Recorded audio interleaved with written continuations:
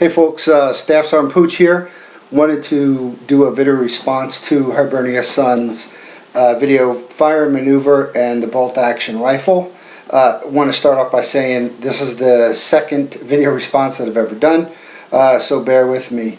I'd like to cover a couple topics relative to some of the comments that I saw resulting from that video he made.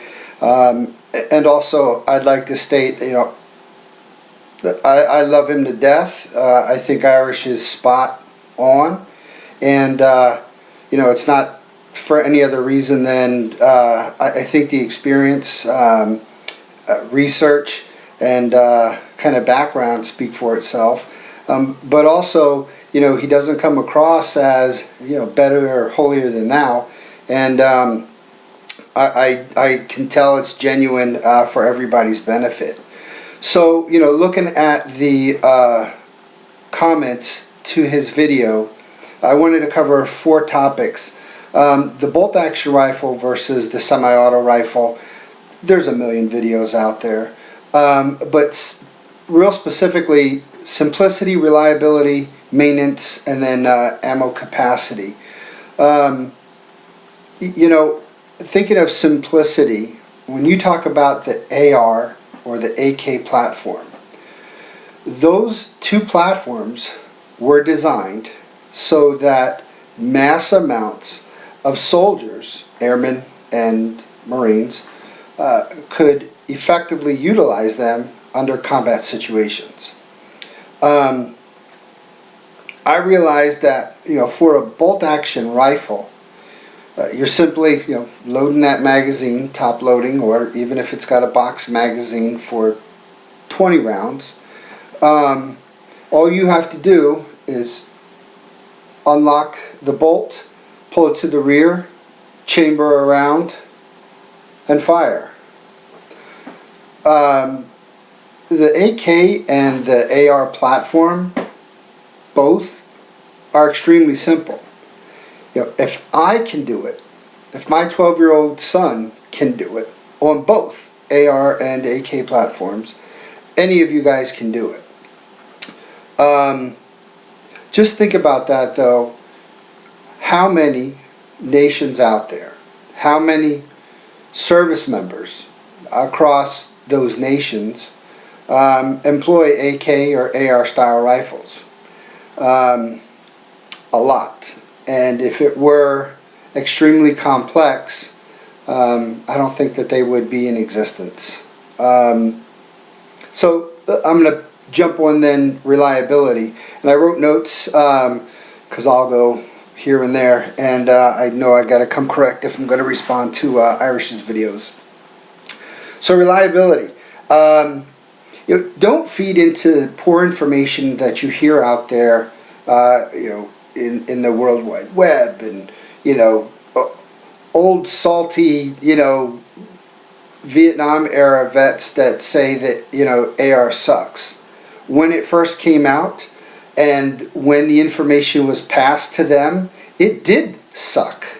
But you're talking about a platform that has been revised, where we are now on the M16A4.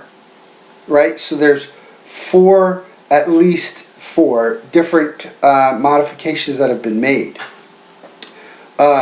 Feed ramps.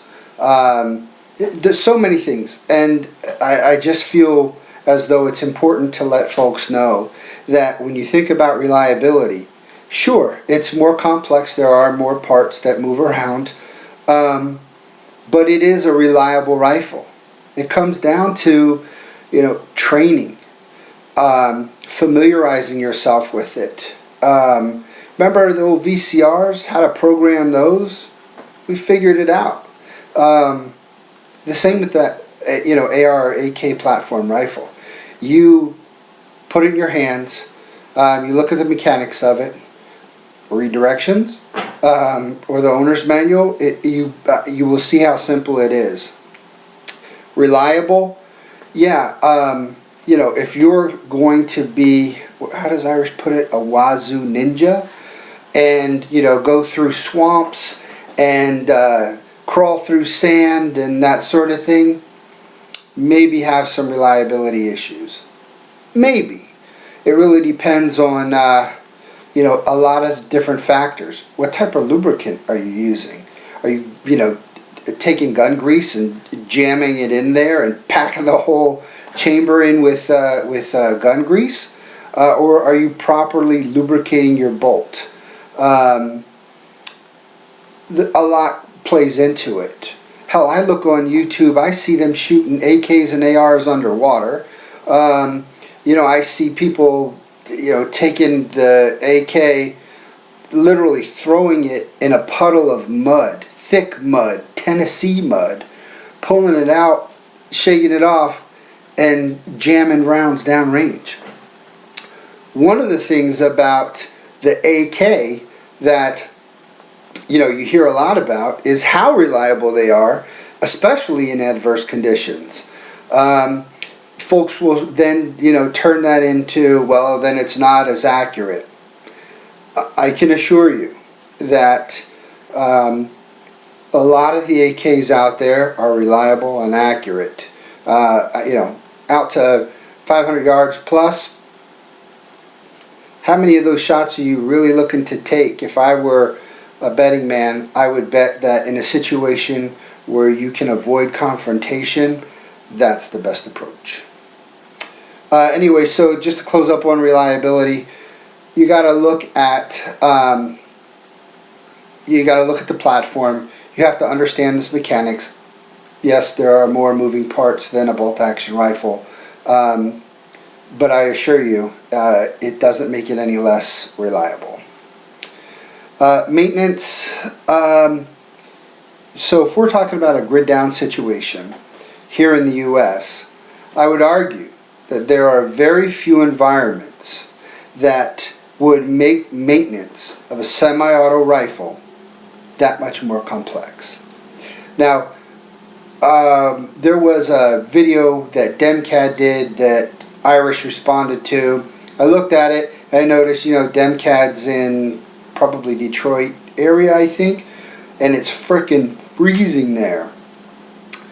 You got to understand your climate and the type of lubrication that is required in those type of climates, the same way you would for the different weights of oil in your vehicle. There's, again, you know, instruction manuals, owner manuals, and they talk about these things. And the internet has a plethora of information out there on, you know, lubrication for different environments.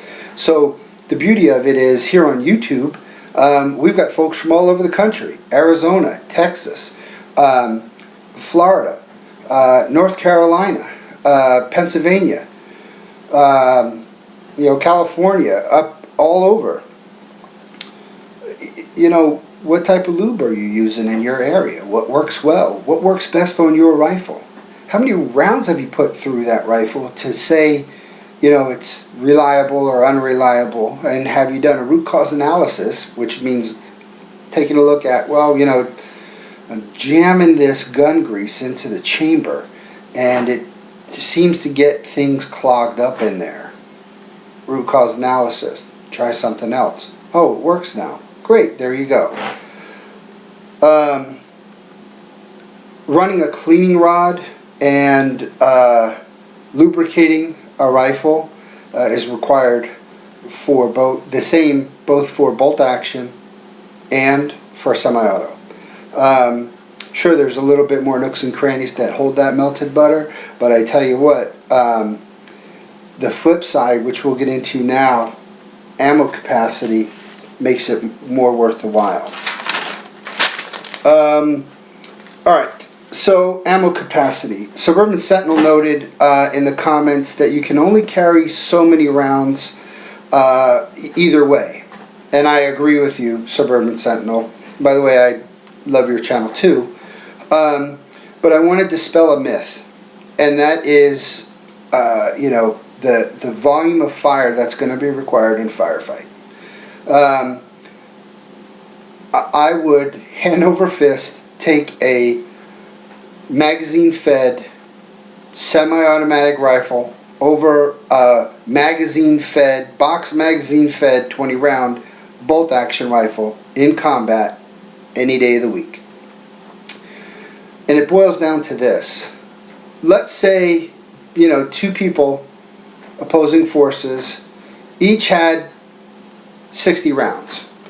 Let's say that you've got a squad 308 bolt-action rifle that had a 30-round magazine and an AR or an AK with a 30-round mag. I guarantee you, if you practice and train, even having a bolt action with a 30-round magazine-fed rifle, you're not going to put accurate volumes of fire. Your rate of fire is going to be a lot lower than somebody with a semi-auto.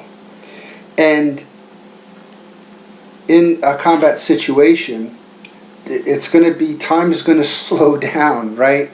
And you're going to be assessing, and your senses are going to be overwhelmed, and your motor skills without daily training, that muscle memory they talk about, you might end up fumbling for that little knob or that bolt that you got to manipulate. F that. Nope. I would much rather have a rifle that I can insert the magazine, charge it, be on point, pull the trigger, and if I have a failure to feed, tap it, that magazine, rack that action back, and bang again. I just wouldn't want you guys to be fearful of a semi-auto rifle because of concerns with simplicity, reliability, maintenance, and ammo capacity. Please consider taking classes. Train with your firearm, know what. Be the master of your rifle and the defender of your life. Become proficient with it. Anyway, that's all I had. Thanks a lot for watching. I hope this was valuable. I hope I didn't piss anybody off, but I had a concern that there was some myths out there about those issues, and wanted to throw my 2 cents into the pile. I hope everybody has a great day. Take care.